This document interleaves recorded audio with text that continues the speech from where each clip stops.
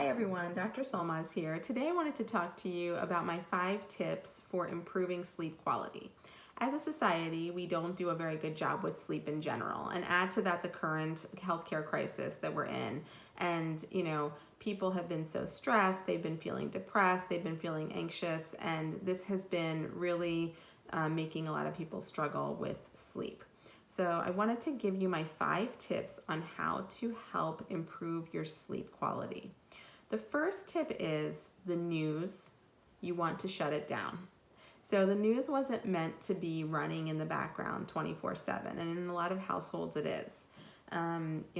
If it's not running in the background, a lot of people just have their smartphones attached to their bodies. It's like an extension of their arm, and basically, scrolling through Twitter, scrolling through Facebook, and just getting barraged with this feed of information. And none of that is helpful for getting a good night's sleep. So you want to set aside some time during the day, whether it's half an hour, whether it's 10 minutes, whatever, sounds reasonable.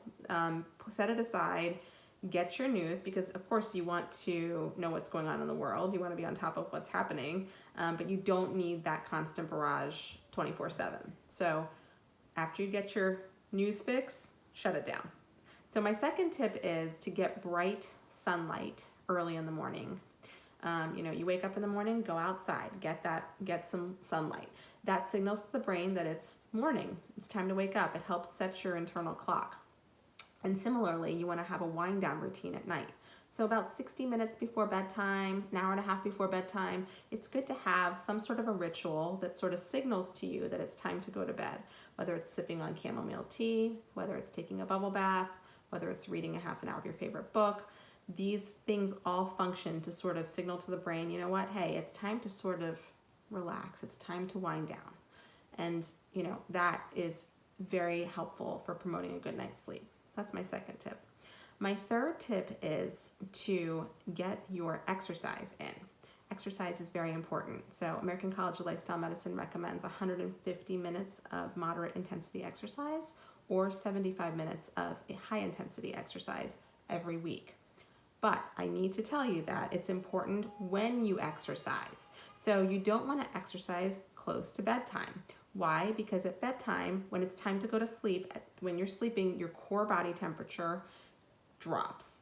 And that is a normal physiologic thing that happens in your body. When you exercise, your core body temperature rises, which is directly the opposite. So you don't want to raise your core body temperature when you're close to the time they're going to bed, because that's not going to help you sleep. So I recommend to my patients, if possible, get your workout in the morning or in the afternoon. Don't do it within 4 to 5 hours of bedtime, because that's not going to help with your sleeping. So that's my third tip. My fourth tip is to clear your mind. And how do you clear your mind? There's a lot of ways to clear your mind, but one of the easiest ways that I counsel my patients to do that is to write everything down. A lot of times there's all these thoughts sort of like chaotically moving through our brains, and we can't really quite get a hold on them.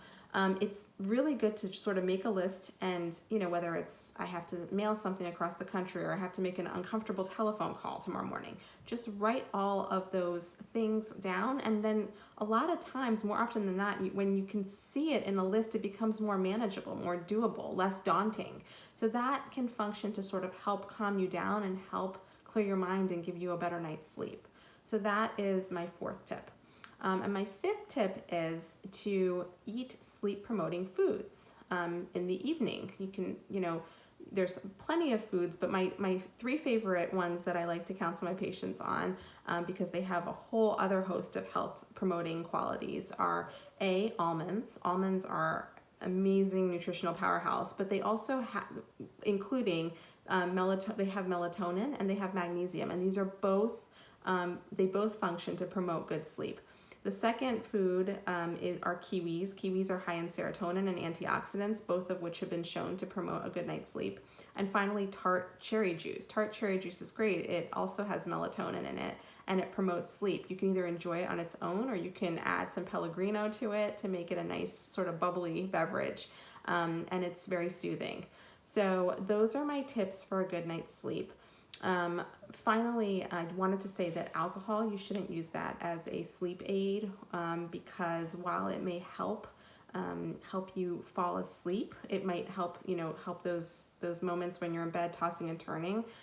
It's not a good idea to use it for promoting sleep because it doesn't give you a good night's sleep. It actually decreases the REM sleep, the rapid eye movement sleep, which is the restorative sleep, the deep sort of time when everything is restored, and it also alcohol, as it wears off, it can result in this thing called REM rebound, or REM rebound sleep, which has been associated with more vivid dreams and nightmares, and that can be very anxiety provoking. And so alcohol, while it might seem like it's helping you sleep, it can actually be it can function in a very opposite fashion, as I just explained. So I hope that you found these tips helpful, and if you have any questions, please feel free to comment below, and I'm looking forward to sharing more information with you.